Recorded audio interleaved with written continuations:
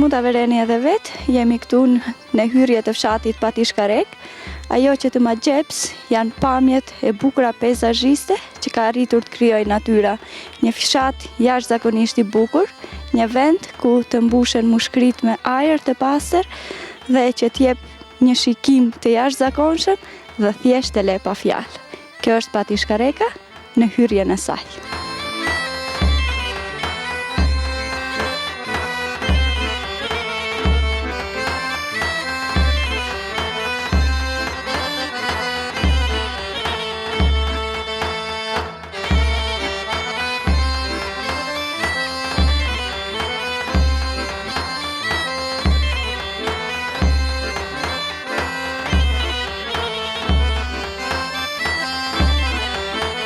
I shtrirë mes maleve dhe kodrave të larta të Karagjicës, rreth 900 metra lartësi mbydetare, gjendet fshati Patishkarek, një vend ku freskia e ajrit të mbush mushkrit.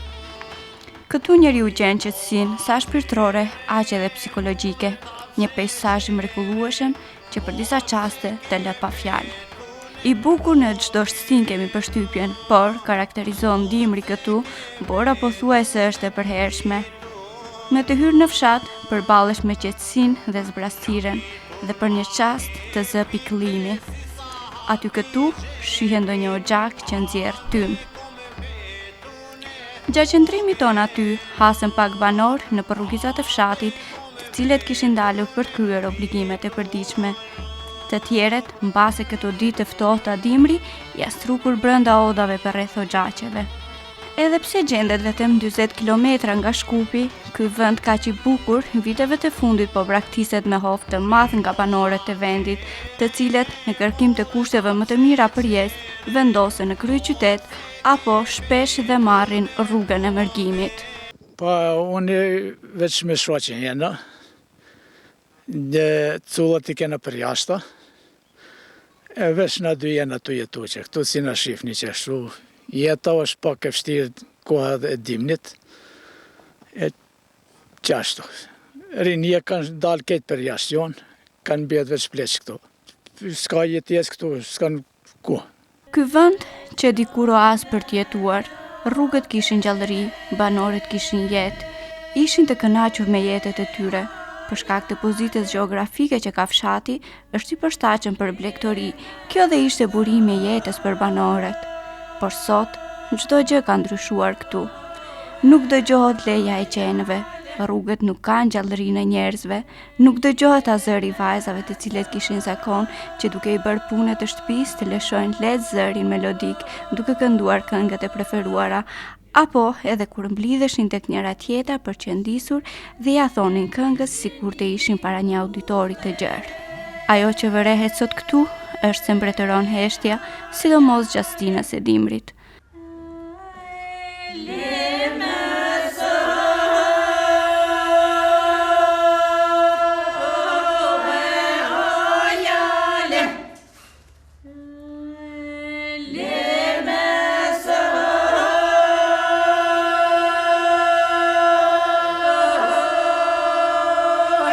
Para vetë 15 vjetë, qashtu kanë mujt me blegtori, kanë majtun qashtu kanë mundu. Mirë po edhe me ata nuk ka jetjes, edhe kush shumica i kanë shitën nuk i kanë. E kërinia kanë një ketë për jashtë që jonë. Është pak mjerueshëm se pjesa dërmuese e këtij fshatit është përngullur në Shkup, ta them në qytet, kështu që gjysa e tyre edhe janë në vendet mërguese, ta them, në mërgim.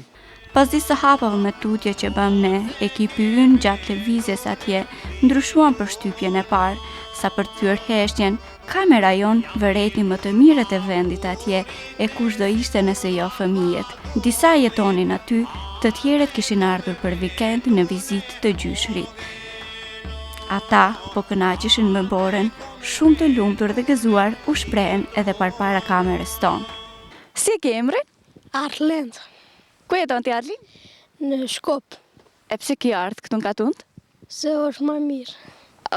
Pse është më mirë në Katund rish? Se ka borë. Apo kënaqesh me Boren? Po baj vlok.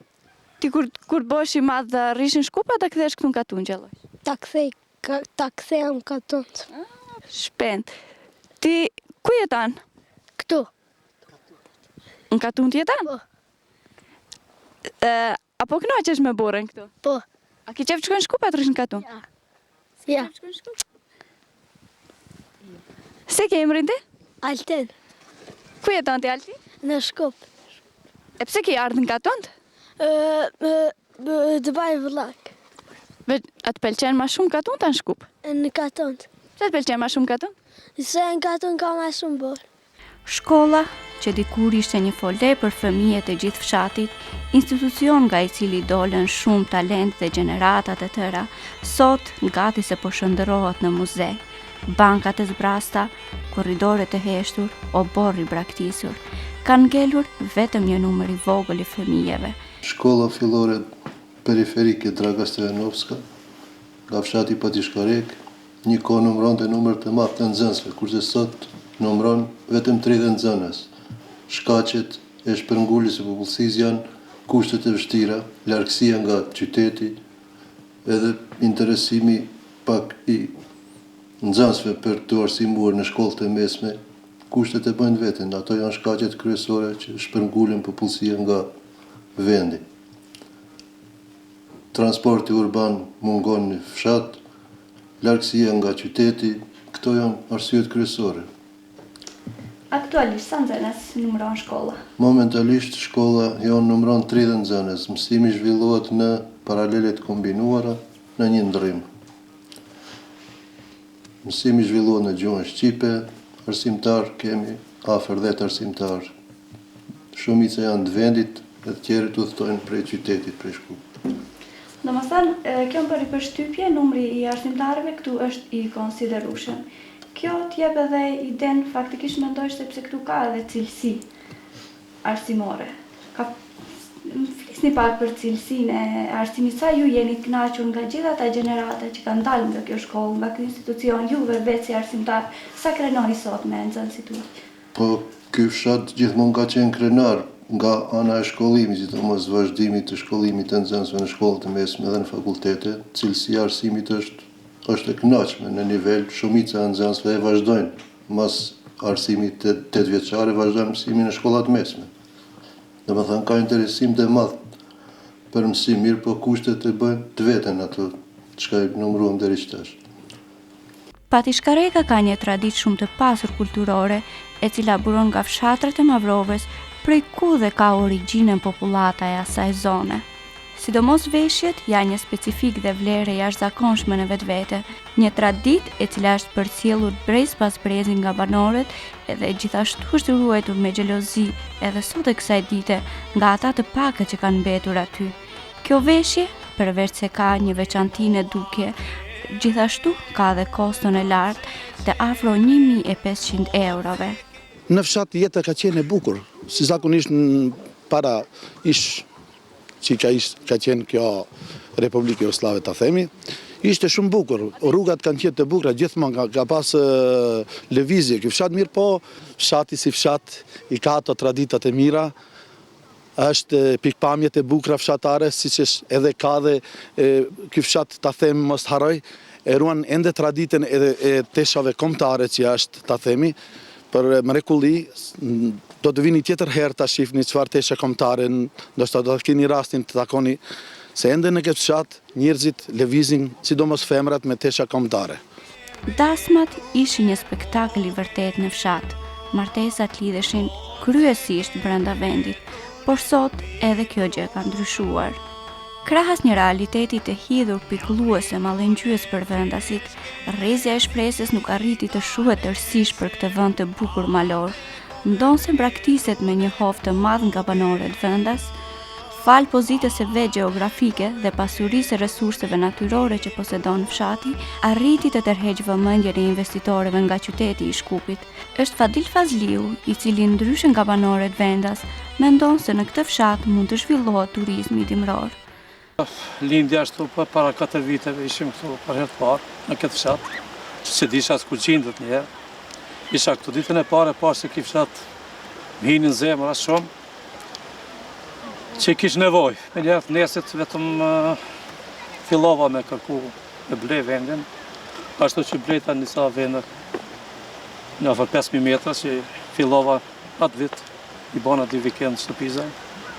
Në të ardhën dal nga dal, gradualisht për kohën, u zgjerova pak me shpresë që ka interes të për turizm.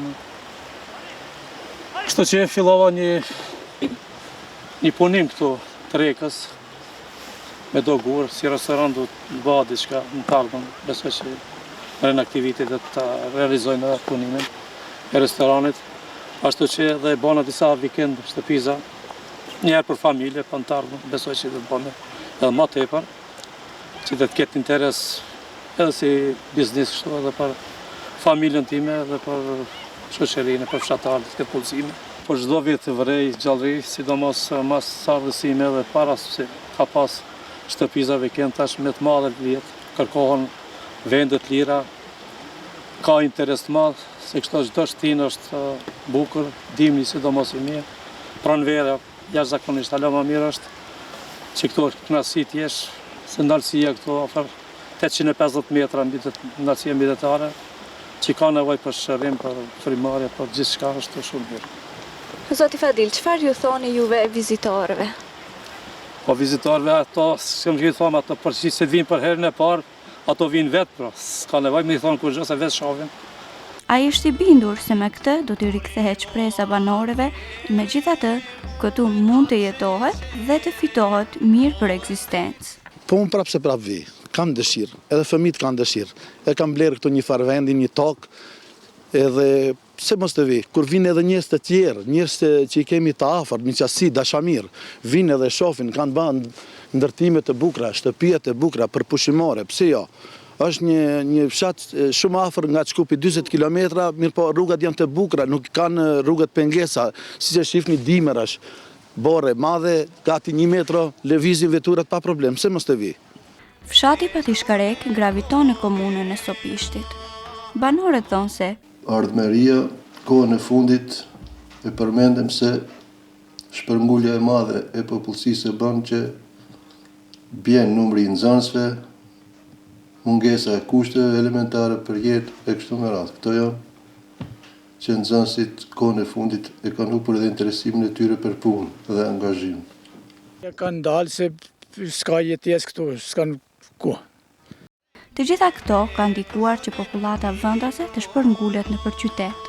Ndonse në këtë fshat mungon civilizimi dhe infrastruktura rrugore, ai akoma ngelet një vend tërheqës, pikërisht për mungesën e zhurmës së qytetit, me çras të ofrohet qetësi shpirtërore. Në këtë periudhë të vitit, rrugët bllokohen nga debora dhe vendi bëhet i paarritshëm për shumë njerëz që duan të kalojnë fundjavën. Megjithatë, ai ngelet një pikë turistike mjaft atraktive dhe e preferuar për çdo. Patishkareka jeton me turizmin, e bukuria e tij qëndron në izolimin që ka bota e jashtme, në magjinë e borës, në kreshtat e ashpra dhe oxhakun e tymit të drunjeve që kërcasin, në mikpritjen e malsoreve vendas e ushqime tradicionale unike. Banorët përcjellin bashkë me bukurinë e fshatit edhe bujarin, mikpritjen e tyre në bujtinat e ngrota. E s'ka se si kjo panorame bukur, mahnitse dhe qetësuese, e cila preferohet kaq shumë në ditët tona, sidomos për njerëzit e mjediseve urbane, ku të paktën një herë në javë ose në muaj kanë nevojë për dalje nga qyteti për të ikur përditshmërisë dinamike.